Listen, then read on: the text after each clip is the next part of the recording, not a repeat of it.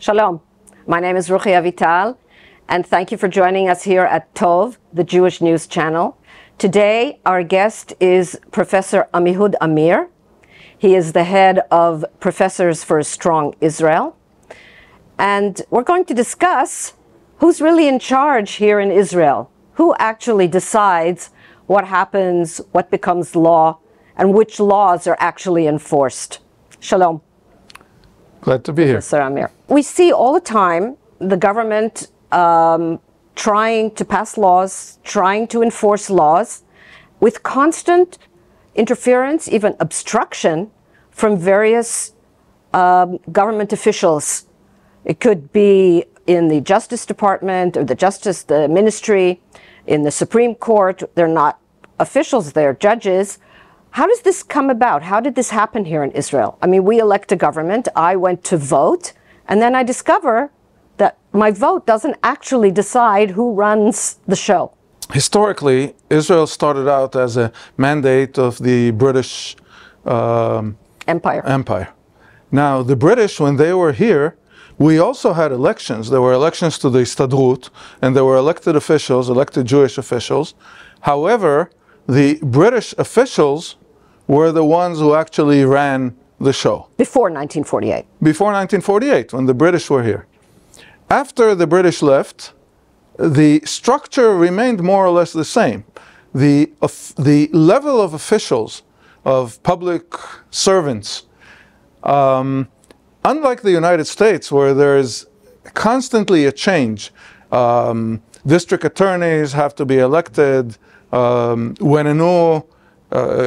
a new government comes in, when a new president comes in, his ministers, the secretaries, actually change the people in their offices because they need to work with people that they know how to work with. In Israel, this does not happen. And when a new minister comes into power, he still inherits the entire administration of the former government. And the question then is, what makes them tick? And how loyal are they going to be to this minister? We have another problem here, and that one is a more recent one, and that's the Supreme Court reached a level of power that is unprecedented and unequaled in any government, in any country, in any Western country. There's only one country in the world which is quite similar to Israel, and we'll get to that, where there's ostensibly elections, but there is a powerful body that actually runs everything, and that's Iran, and I will make that comparison in a minute.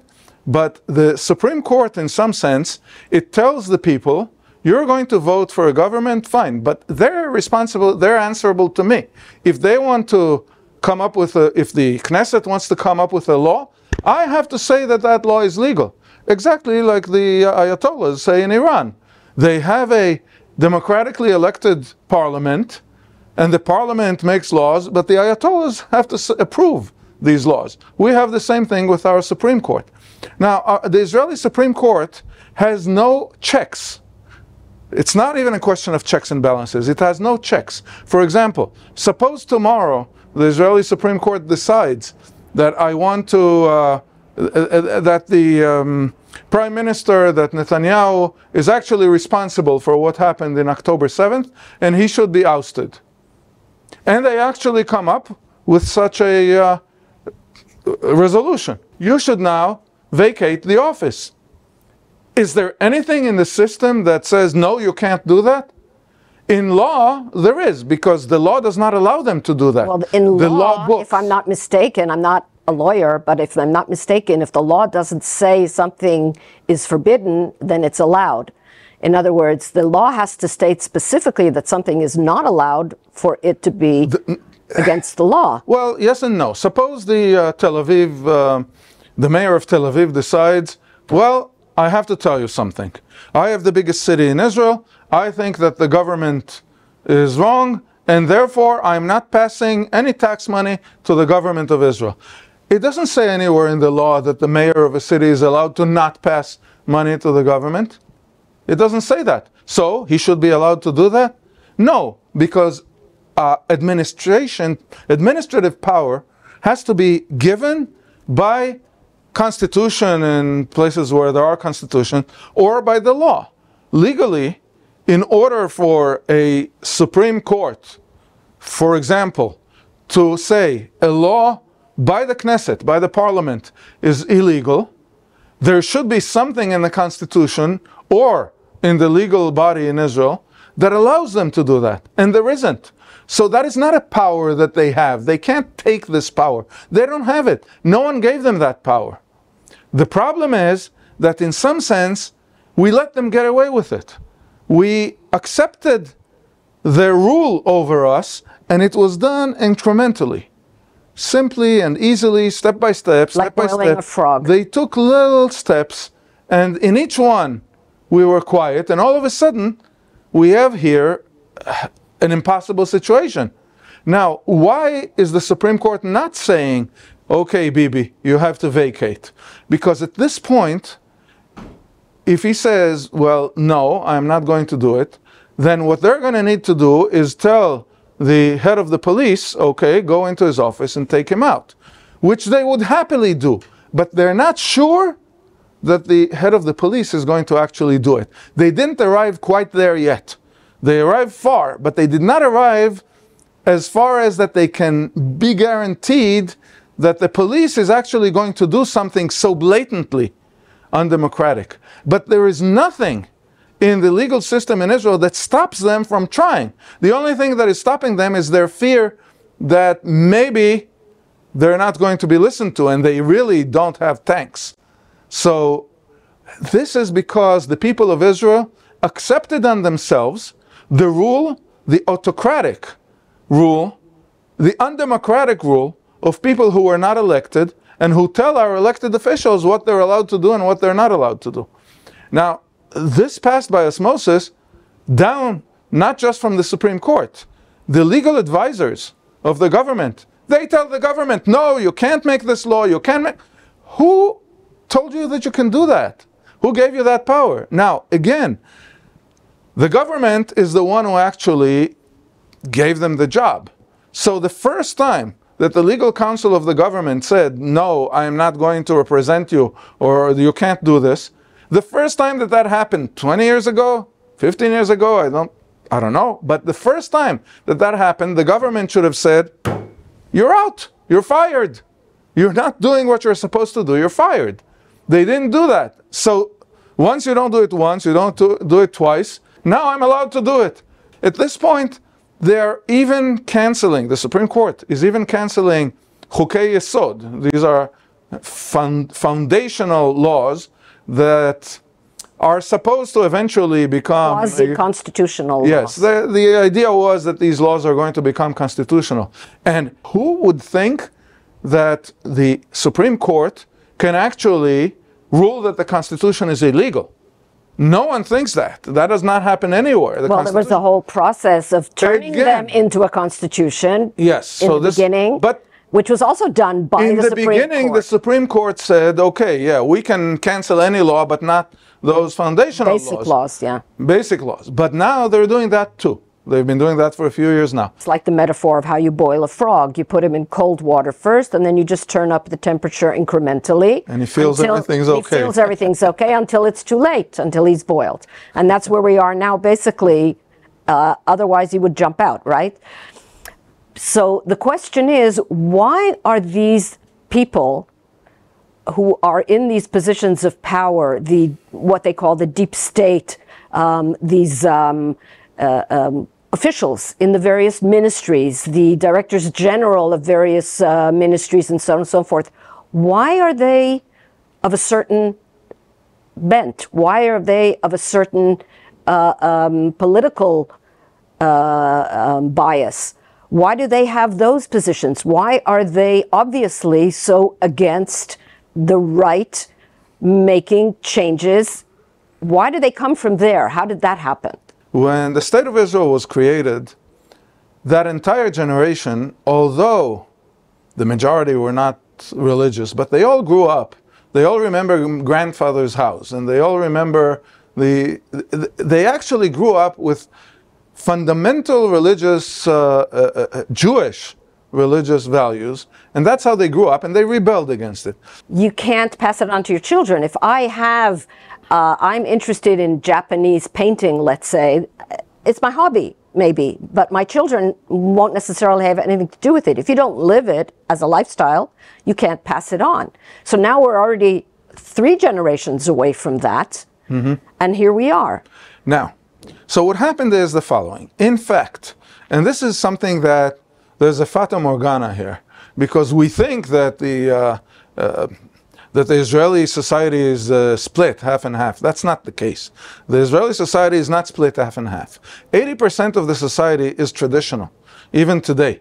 And that is quite clear because the 64 mandates that the government has now does not include the voters of Sa'ar and the voters of even Gantz and a bunch of people who actually have traditional voters who understand that this is a Jewish country and Even they want it to be a Jewish country. I mean, Ayelet Shaked didn't get in, and she certainly had a lot of they may hate people.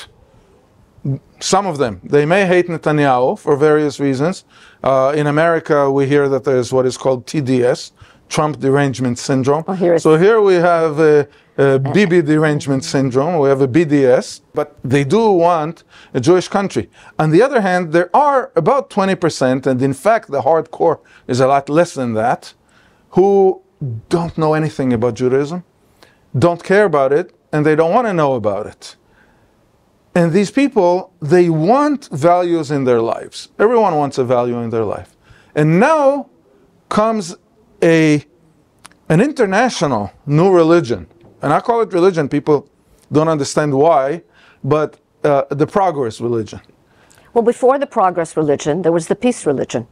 Yes. In the 80s, before Oslo, the decade, I mean, Oslo was just the culmination. It started long before. But it wasn't yet a religion. It was a conviction, but not a religion. Progress is a fanatic religion. It's a cancel religion. It's a dichotomic religion. In other words, with progress, you cannot be a little bit of a sinner. There are no grays, you're either, only black or white. Either you're good or you're bad. And if you're bad, you're canceled. You don't have rights. Well, that's You Marxist. don't have any democratic rights. That's Marxist. In Oslo, people really, really wanted to believe that we can have peace.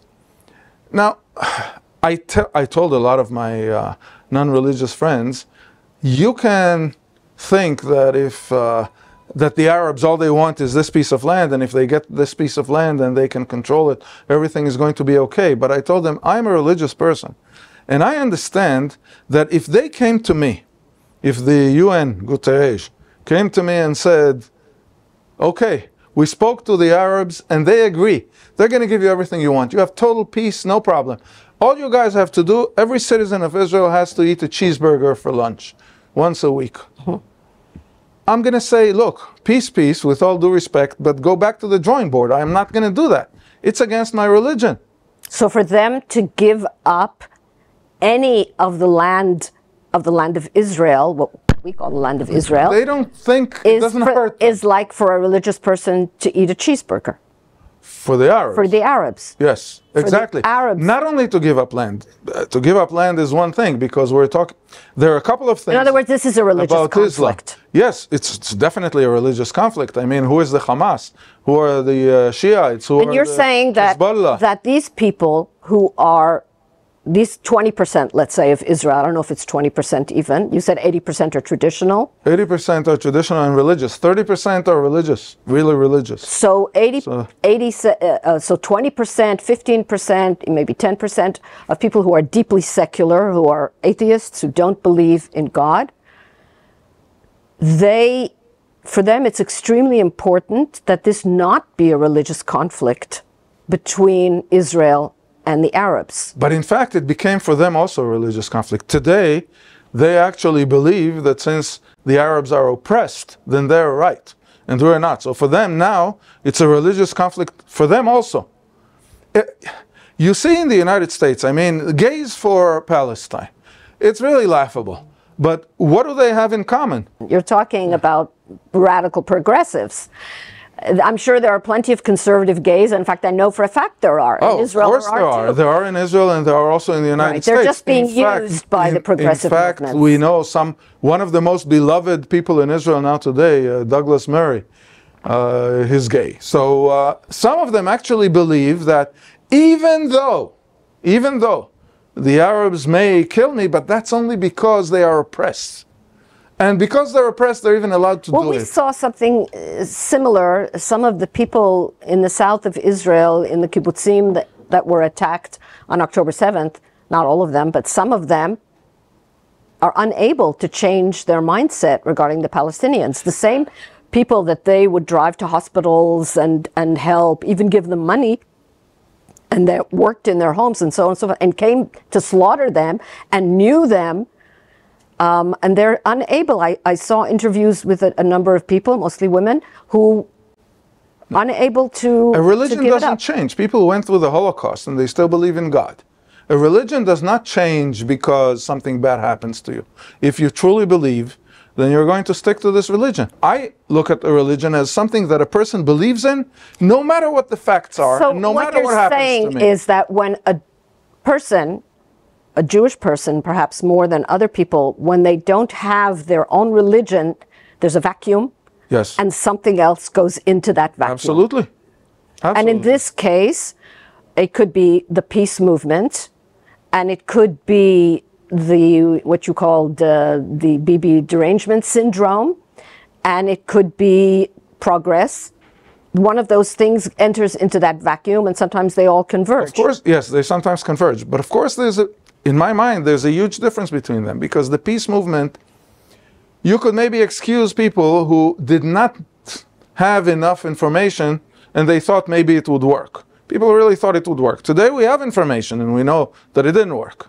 The BB derangement syndrome, okay, if BB is gone, then they may come back into the fold. Let's try to sum up what we've heard so far.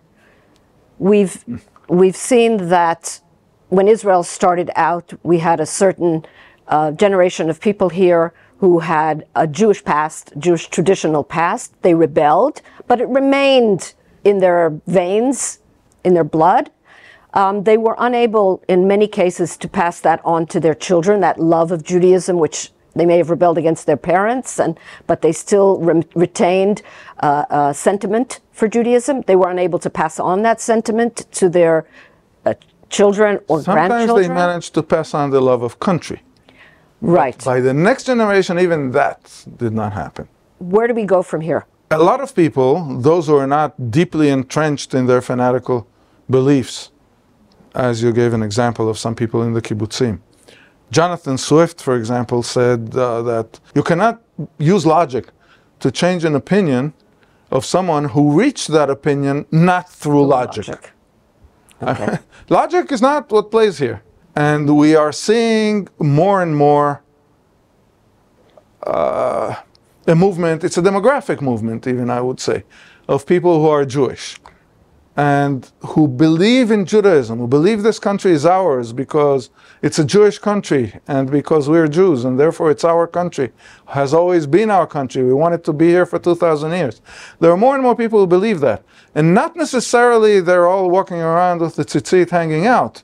These may be people who just do a shiva for their parents when they die, who eat kosher in the house, who maybe make kiddush and then go to see a football game. There are all kinds of levels, but these are people who still feel that I'm a Jew and this is my country. And there are more and more of those. In fact, we saw in the army now how the youth fought like lions. And most of these people, there are a lot of religious people there, but a lot of them are not. And we didn't give them credit. We thought Generation Z, yes, we thought they're in their phones. But they proved us wrong. They proved us very wrong. They are great. And that's our hope for the future. That's our hope for the future, because in the top echelons, the generals are not that. We can see that. The generals are not of this mindset. They're still of the old mindset. But the young people are by and large very eager, and they're going to grow, and eventually you'll have no choice. So it may take another 5 years or another 10 years or another 15 years, but we're not going to be 80%. When we're going to be 95%, then there will be no choice. We just want to hope, of course, that Israel can stay around until then. But yes, that's hopefully God is willing, and on that we'll stay there. hopefully optimistic note, I'd like to thank you, Professor Amihud Amir, for being with us, the head of Professors for a Strong Israel, and to thank our viewers for watching. Don't forget to support us and like us on all our various channels, on Instagram and YouTube and so on. Shalom.